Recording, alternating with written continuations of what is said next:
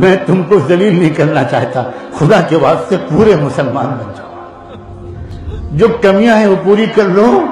اور یہ کوئی کہہ سکتا ہے کہ ہمارے اندر کمیاں نہیں ہیں؟ ہے کوئی آدمی جو یہ کہے کہ میرے اندر کوئی کمی نہیں ہے؟ میں ویسے ہی ہوں جیسا اللہ کے رسول چاہتے تھے، میں ویسے ہی ہوں جیسا کہ صدیق اکبر اور عمر فاروق چاہتے تھے، میں ویسے ہی ہوں جیسا کہ قرآن چاہتا ہے۔ کوئی ہے جو یہ کہہ سکے؟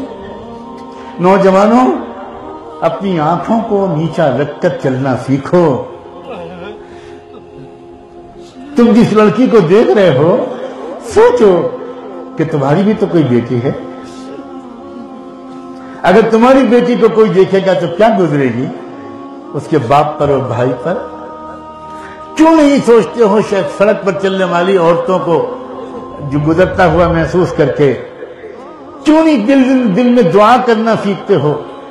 کاش کہ تم چند دن کسی سچے اللہ والے کے ساتھ رہ لیتے تو تم کو پتا چلتا کہ اس دنیا میں نیک جینے کا مزہ کیا ہے۔ مجھے کہنے کی اجازت دو کہ دنیا نیک بننے کا انعام مرنے کے بعد ملے گا جنت میں، وہ تو بہت بعد میں ملے گا۔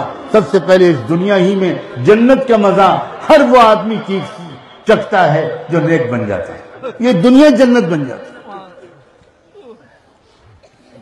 میں اپنے والد ماجد رحمۃ اللہ علیہ کا ایک قصہ آج اس وقت سنانا چاہتا ہوں، شاید دو ایک بار میں نے کہیں سنایا ہے۔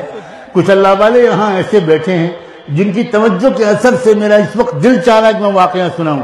میں چھوٹا سا بچہ تھا، حضرت والد صاحب کبھی کبھی مجھے اپنے ساتھ لے چلتے تھے، کسی اللہ والے کے پاس جا رہے ہیں، کسی عالم کے پاس جا رہے ہیں یا کہیں جا رہے ہیں، اور میرے پاس چھٹی کا دن ہے مدرسے کا، تو مجھے ساتھ میں بٹھا لیتے تھے۔ اور میں ہمیشہ دیکھتا تھا کہ وہ گھر سے ہنستے مسکراتے نکلتے تھے، لیکن راستے میں نکلنے کے فوراً بعد میں دیکھتا تھا کہ ان کی آنکھوں سے آنسو نکل رہے ہیں اور چپکے چپکے خوش دعا مانگ رہے ہیں۔ اب میں چھوٹا سا بچہ، مجھے سمجھ میں نہیں آتا تھا کہ ہنستے کھیلتے گھر سے نکلے ہیں، یہ راستے میں یہ رونے کیوں لگتے ہیں؟ میں نے ایک بار پوچھا، کچھ نہیں بتایا، دو بار پوچھا، کچھ نہیں بتایا، تیسری چوتھی بار میں نے بچوں والی ضد کی کہ مجھے بتائیے کہ کیا یہ کیا ہوتا ہے آپ کو؟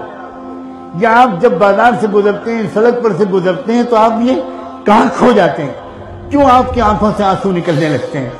تو عجیب و غریب بات بتائی انہوں نے، اللہ اکبر۔ انہوں نے مجھ سے کہا کہ شیخ عبد الوہاب شعرانی رحمۃ اللہ علیہ ایک بہت بڑے عالم گزرے ہیں، ان کی ایک کتاب میں میں نے جب سے پڑھا ہے، اللہ کی توفیق سے میرا یہ معمول بن گیا ہے کہ میں جب بھی نکلتا ہوں تو راستے میں ٹیکسی چلانے والے، رکشہ چلانے والے، ٹھیلا کھینچنے والے، مزدور لوگ، چائے بیچنے والے، بوٹ پالش کرنے والے، دکانوں کو کھول کر بیچارے دکان چلانے والے، وہ لوگ گزرتے ہیں، اور میں خاموشی سے دعا کرتا جاتا ہوں، اللہ ان سب کو روزی دے دے، اللہ ان سب کو روزی دے دے، اللہ ان سب کو دل کا سکون دے دے۔ اللہ کوئی بھاگا جا رہا ہے، کوئی ایمبولینس گزرتی ہے، کوئی گاڑی گزرتی ہے، اللہ اس میں کوئی مریض جا رہا ہوگا، اللہ اسے شفا دے دے۔ اللہ ان میں سے جتنے لوگ جا رہے ہیں سائیکل پر، رکشے پر، گاڑی پر، کوئی اسپتال جا رہا ہوگا، اللہ ان کے مریضوں کو بھی شفا دے دے، صحت دے دے۔